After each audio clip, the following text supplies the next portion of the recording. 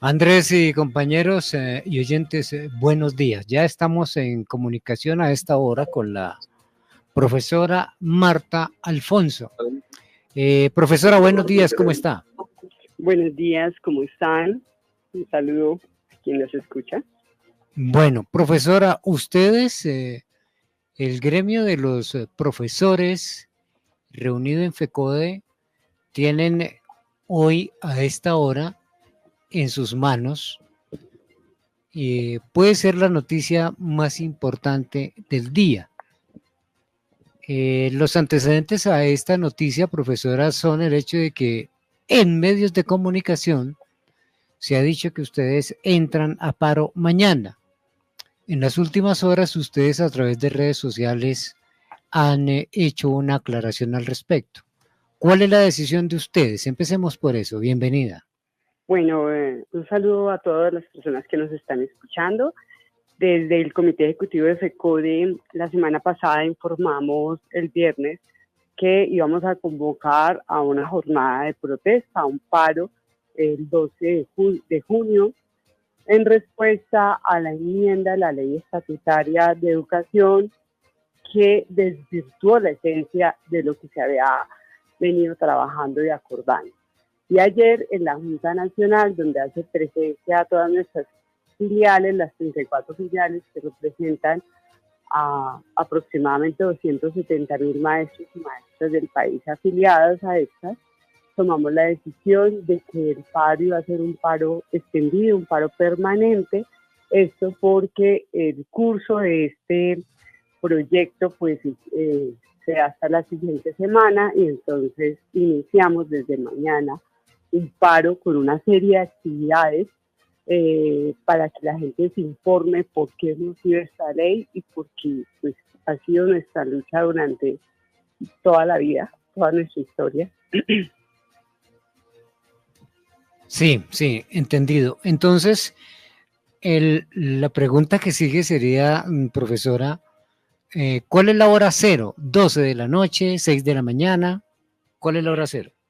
Pues como nosotros iniciamos jornada a las 6 de la mañana, pues mañana no habrá actividades académicas, mañana van a haber marchas en todo el país, plantones y una serie de actividades poniendo nuestra voz de denuncia en las calles frente a lo que pasó en la Comisión Primera del Senado. Ya. Bueno, conociendo eso, entonces, profesora, entremos ahora sí en la minucia de esto que usted nos comenta en enmienda a la ley estatutaria. Como se dice popularmente, profesora, y usted, por ser docente, debe saberlo explicar muy bien. Explíquenos, por favor, con plastilina, en qué es lo que no están de acuerdo en esta enmienda que se le hace a la ley estatutaria de educación. Bueno, hay que entender que la ley estatutaria fue incluso un punto del pliego de peticiones de FECODE y que entráramos a trabajar lo de la educación como derecho fundamental, bien común, y después de esto, pues más por todo lo que venía dándose, se plantea, bueno, hay que regularla. Había sentencias frente a varios aspectos, pero se buscaba precisamente un cambio de la estructura de la educación en el país.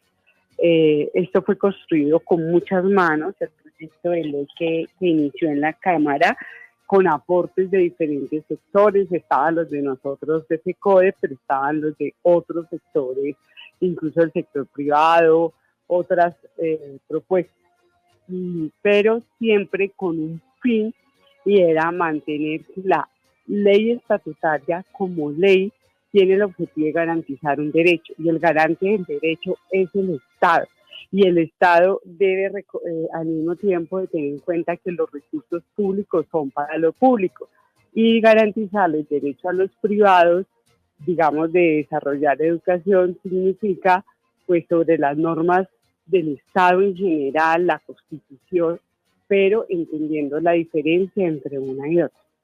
Esto cursó así, incluso con algunos debates que teníamos nosotros, pasó la Cámara, pero pues entendíamos que era un consenso. Cuando llega la Comisión Primera, esto subvierte, se incluye un aspecto que por un lado ya no es una ley estatutaria como tal, porque lo que se está garantizando es una diáspora, no de lo que se llama educación, sino se mete todo en una bolsa, digamos así, se deja de formalizar la educación de preescolar hasta la universitaria y se genera una cantidad de artículos, incisos, principios que desdibujan esto. Y con un grave problema que ya deja de ser fundamental, porque no es la garantía del derecho, sino la garantía de prestar un servicio y que los dineros públicos pasan al sector de igual manera privada. Nosotros ya tuvimos una experiencia muy fuerte, hemos tenido varias, pero una de esas fue lo que pasó con programas como Ser Filo Paga, donde los dineros públicos terminaron en las universidades privadas para subsidiar unos estudiantes, pero que en última llevó fue a generar un desangre de la universidad pública. Y esto es el debate que tenemos de fondo, o sea, de cómo nosotros tenemos que saber que lo que se mandata pues tiene un efecto. Entonces, este es uno de los puntos y todo lo que se liga desde allí, el preescolar, que no se reconoce el preescolar impartido por el Estado como garantía del derecho, los 3 grados en instituciones públicas y con la administración pública, maestros nombrados en carrera. Eso no significa que no hayan preescolares privados, nosotros a eso nunca nos hemos opuesto, ni que se regule, ni que se garantice pues que tengan las condiciones, pero el dinero privado para lo privado y lo público para lo público.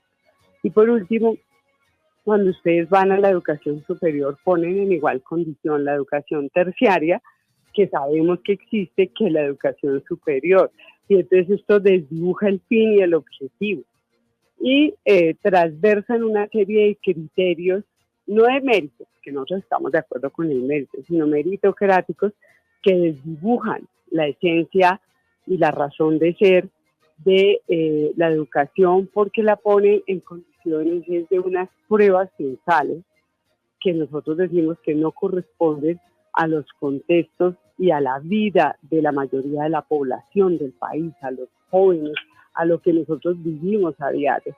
Y se cuestiona mucho al maestro y a la maestra de lo público y pues obviamente habrán situaciones en las que uno no tiene por qué defender pues cuestiones que no deberían de pasar, pero en esencia el maestro público se ha abocado a trabajar en territorios de conflicto, tanto rurales como urbanos, en medio de la guerra. Ustedes mismos publican cómo maestros tienen que sobrevivir, proteger las comunidades en las condiciones más difíciles. Entonces, poner a competir a todo el mundo en las mismas condiciones y cargarle al maestro unas pruebas censales cuando no está viendo todos los contextos, pues de hecho genera una situación muy compleja para el proceso educativo. Y eso es porque la ley estatutaria o el proyecto de ley estatutaria lo que dice es que las pruebas censales, que la evaluación se generaliza.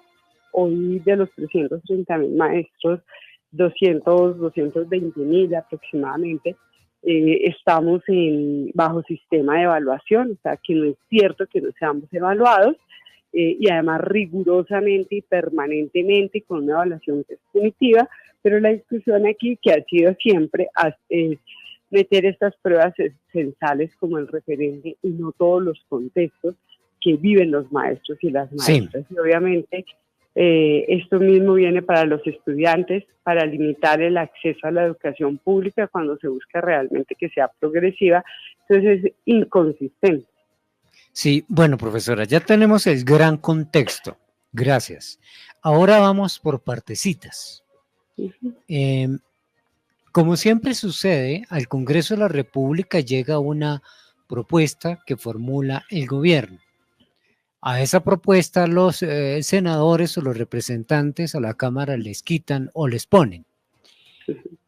La pregunta es la siguiente: ¿en qué parte, digamos, se desvirtuó la intención que tenía o que tiene el gobierno? ¿La desvirtuó el propio gobierno con su articulado o con las cosas que le agregaron o le quitaron los representantes o los senadores? Digamos que si bien había habido varios cambios durante todo el tránsito en la Cámara, incluso en el primer debate que hubo en el Senado, la situación se genera el pasado martes, cuando, miércoles, creo que fue el pasado miércoles, cuando se presentan las ponencias. Se había hundido la de Paloma Valencia, presentó ponencia positiva el senador David Luna y estaba la del gobierno. Entonces deciden hacer una conciliación. Era normal que se hicieran, pero se hizo a espaldas de quienes hemos construido, defendido e impulsado esta propuesta, y se desvirtúa en la esencia de lo que se buscaba con la ley estatutaria. Entonces no tiene sentido que se proponga una ley para garantizar un derecho y a la hora de que resulta revirtiéndose este derecho y, digamos así, conciliándose sobre los puntos que para nosotros son innegociables en términos de ese derecho fundamental y de lo que se buscaba con esta ley estatutaria. Bueno, si le entiendo, digamos, el asunto se dañó fue cuando entraron las proposiciones de los congresistas, ¿sí? De los congresistas de la comisión primera, de la comisión donde primera se recoge pues todo lo que ya ha planteado la senadora Paloma Valencia, el senador David Luna y otros en relación a cómo ven la educación para los privados, en función de los privados, como sustrayéndose de lo que realmente es el país. Le entiendo, profesora. Usted me dice que se desvirtuó la esencia de la reforma. Permítame, perdóname ser tan redundante y tan insistente. ¿Cuál es, como entró la, tenemos, bueno, la profesora Marta Sánchez, Marta Alfonso, perdón, la profesora Marta Alfonso nos está contando en detalle cómo se desvirtuó la esencia con la que entró la ley estatutaria de educación al Congreso, luego de lo que les agregaron en la comisión primera de Senado los congresistas Paloma Valencia y David Luna. Esto que se le agregó, dice la profesora, pues desvirtuó la esencia de la reforma. Profesora, ya estamos nuevamente con usted. Sí. Usted es muy gráfica cuando nos dice que se desvirtuó la esencia con la que entró la reforma al Congreso. E insisto, perdóneme ser tan redundante y tan insistente en lo siguiente. ¿Con cuál esencia entró esta normatividad al Congreso? La esencia es que, teniendo en cuenta que había educación pública y educación privada, la educación en esa condición tenía claramente que el Estado garantizaba la educación pública con los dineros públicos, la administración pública. Ese era el punto principal de su responsabilidad, porque es que quien es garante de una ley estatutaria es el Estado. Pero aquí queda primero mixto, como si fuera también lo privado, pero además queda abierto a que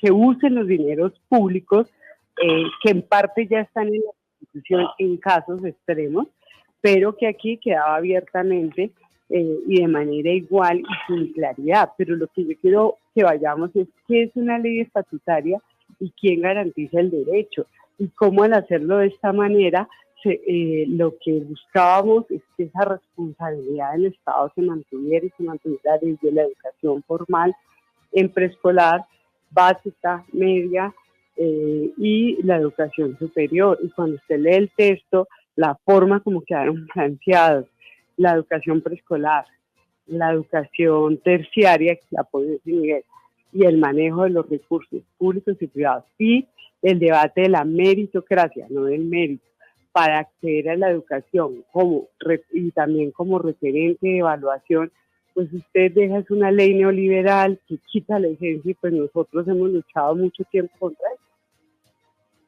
Claro, ahora sí le estamos entendiendo mejor, profesora. Cuando usted nos dice que se metió todo en una bolsa, eso también, en la misma bolsa también metieron los recursos, es decir, la plata la plata, los dineros públicos, también o al menos una porción de esos dineros públicos van a ir a la educación privada a través de iniciativas como las que ya conocemos, Serpi lo paga, esas mismas que han cambiado de nombre. ¿Es así? Y muchas otras más, muchas otras más. Está el debate de los vouchers educativos, está otras formas que hay de concesión, que existen hoy varias, incluso en contra de la normatividad, porque hay suficiencia para prestar el servicio en algunas zonas desde la educación pública y del Estado, de borrar en últimas el interés principal que estamos planteando aquí, de lo que significa una norma que se debe sacar como derecho fundamental. O sea, no tiene sentido decir que vamos a aprobar una ley para garantizar el derecho fundamental y se pierden los puntos básicos de lo que hace que sea una ley estatutaria. Además que tú lees el texto de la enmienda y es un cruce de una cantidad de artículos, podríamos decir que hay desde leyes, resoluciones, decretos articulados que pierden la esencia de lo que es la educación. Eso sería en esencia lo que se nos presenta. Es una cuestión que si la Corte tuviera una lectura rigurosa, pero positivamente nos dan sorpresas, no pasaría porque es inconsistente. Pero la esencia, y quiero decir que es que una ley estatutaria tiene un enfoque, un sustento, y una ley estatutaria para garantizar un derecho a la educación tiene que estar basada en la exigencia precisamente de que sea el Estado quien la garantice y no los privados. O sea, eso no va con lo que ha sido la historia de defender la educación pública en este país. Eso es como lo que queremos decir y por eso salimos en paro, salimos con toda la fuerza porque hay mucha unidad y se nos están juntando muchos sectores. Sabemos que gran parte de la bancada de la Cámara del Pacto Histórico y del Senado, que estaba en otras comisiones, nos están respaldando, no están de acuerdo con esta ley. Pues hay un llamado aquí al presidente y a la ministra para que se mire lo que ha pasado y se dé realmente una posibilidad real de que esta ley no se tramite como tal. Sí. Bueno. Mire, profesora, mil gracias porque esa explicación nos permite hablar con más propiedad de este asunto que es supremamente importante. Antes de cederle la oportunidad a mis compañeros, hay algo que no me cuadra. Nosotros hablamos aquí el viernes con la senadora Clara López, que claramente es del pacto histórico, claramente es afín al gobierno, y ella se mostró muy complacida, como usted sabe cómo hablan los senadores y representantes. Se llegaron a los consensos, fue conveniente para todo. A mí se me hace muy raro que si en algún momento ella hubiera percibido lo que usted nos está contando, nos lo hubiera dicho, pero no nos lo dijo. Es decir, desde el viernes nosotros entendimos que de verdad había habido consensos, por eso es inusitada desde el pasado viernes esta reacción de ustedes. ¿Qué sabe o qué piensa al respecto? Fue muy complicado porque ella misma fue la que expuso nuestras proposiciones, o sea, fue la senadora Clara López que recibió nuestras proposiciones. Yo creo que la gente no fue consciente de lo que nosotros estábamos diciendo. No entendió porque eso fue flash, fue el martes a puerta cerrada, un conciliábulo que no lo aceptamos precisamente por lo importante de una ley, no era cualquier decreto. Y al hacerlo así, la gente no tuvo, o sea, nosotros nos dimos cuenta cuando cierran el confiable y sale el documento porque no hubo acceso allí, eso fue un error gravísimo. Y cuando leemos y vemos, vimos como así que cambiaron esto y que lo transversaron absolutamente en principios y en las lógicas de cómo se construyó esa ley. Entonces, pasamos las proposiciones, allá se leen, pero es después que viene la discusión en asimilar qué era lo que estaba pasando, que se viene a dar pues prácticamente el jueves, porque el miércoles fue el jueves durante el día, y el viernes ya nosotros armamos el debate en todas las esferas y es allí donde todo el mundo empieza como a asimilar qué había pasado.